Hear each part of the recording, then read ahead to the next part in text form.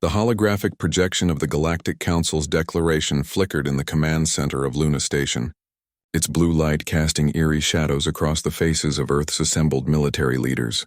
Admiral Barris Katak stood with his arms crossed, watching the pompous Zephyrian ambassador deliver what was supposed to be humanity's death sentence. The species known as humans have been deemed a galactic threat. The ambassador's translated words echoed through the chamber. Your violent nature, your reckless expansion, and your refusal to submit to proper galactic authority leaves us no choice. The Galactic Alliance hereby declares total war against Earth and all human colonies. You have 72 standard hours to surrender unconditionally. The hologram winked out, leaving the command center in stunned silence for exactly 3 seconds. Then Admiral Barris began to chuckle. The sound grew into full-blown laughter that infected every human in the room. Within moments, the entire command staff was grinning like sharks who had just spotted a school of fish. "Sir?"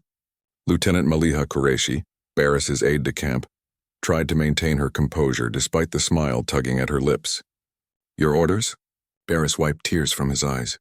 "Orders? Oh, Maliha, they have no idea what they've just done." He turned to face the assembled officers, his grin widening. "Ladies and gentlemen, do you know what this is?" "Christmas morning?" suggested Colonel Martinez from the Marine contingent, earning another round of laughter. "Close," Barris said, his eyes gleaming with anticipation. "This is the moment every human has been preparing for, since we first looked up at the stars and wondered what else was out there. They think they're declaring war on us." He paused, savoring the moment. They just gave us permission to show them what humanity really is.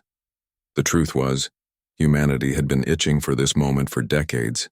Ever since first contact with the Galactic Alliance, humans had been treated like unruly children. Too violent, too unpredictable, too dangerous to be trusted with real responsibility in galactic affairs. The other species looked down on them, assigned them to mining colonies and freight routes, kept them on the periphery of civilized space. What they didn't understand was that humans had spent those years learning, watching, preparing. "Maliha," Barris commanded, his voice now carrying the steel of absolute authority. "Activate the Prometheus protocols, all of them." The young lieutenant's fingers flew over her console.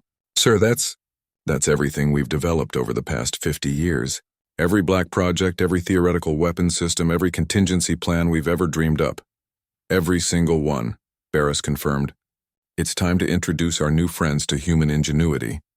Across the solar system, dormant systems came online.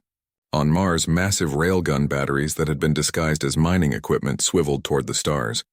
In the asteroid belt, automated factories that supposedly produced consumer goods began churning out something far more interesting. And on Earth itself, in facilities buried so deep they'd never appeared on any alien scan, humanity's real technological achievements awakened. The aliens had made a critical error in their assessment of humanity. They saw the violence, the aggression, the seemingly chaotic nature of human society and assumed it made humans weak. They never understood that these same traits had forged humanity into something unprecedented in the galaxy. A species that had never stopped preparing for war, even during peacetime. "Admiral," Communications Officer Rahman reported, barely suppressing his excitement. "We're getting responses from all sectors. The colonial fleets are moving into position. The Mars defense grid is fully operational. And, sir," he paused, grinning broadly, "the Pandora project is requesting permission to deploy." Barris's smile became positively predatory. "Pandora? Oh, this keeps getting better." "Permission granted. Tell Dr. Chen she finally gets to see if her theories work in practice." Malia pulled up the tactical display, showing the approaching alien fleets, 12 different species representing the military might of most of the galaxy, converging on human space in a formation that would have terrified any reasonable civilization. Instead, she found herself calculating optimal firing solutions and deployment patterns for weapon systems the aliens didn't even know existed. "Sir," she said, her voice steady despite the adrenaline coursing through her veins, "preliminary scans show approximately 10,000 enemy vessels across all fleets. Their technology appears to be exactly what we've observed in previous encounters. Energy shields, plasma weapons, standard faster-than-light drives." "Standard," Barris repeated, tasting the word. "Maliha, what's the first rule of warfare?" "Know your enemy better than they know themselves, sir." And what's the second rule? Her grin matched his own. Never let your enemy know what you're really capable of. For 50 years, humanity had followed those rules religiously.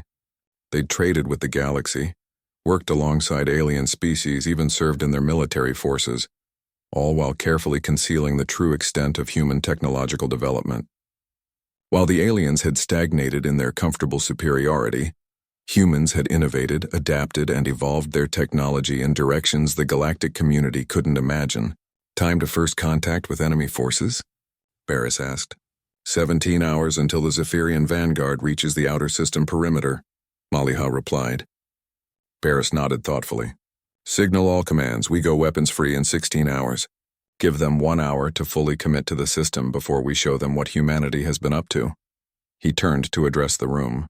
Remember, people, they started this war because they thought we were dangerous when we were playing nice. The command center erupted in savage grins and anticipatory laughter. Now they get to find out what we're like when we're actually trying.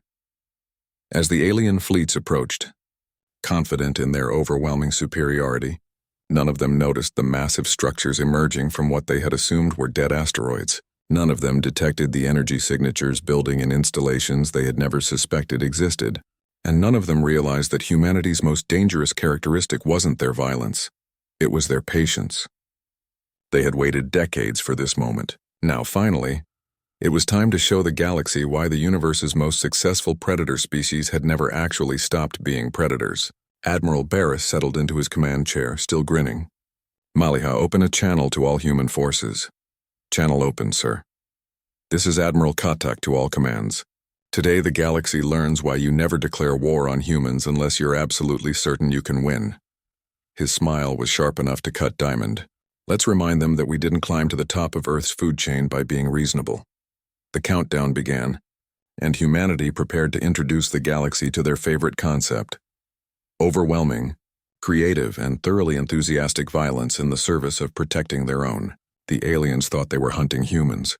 They were about to discover they had become the prey.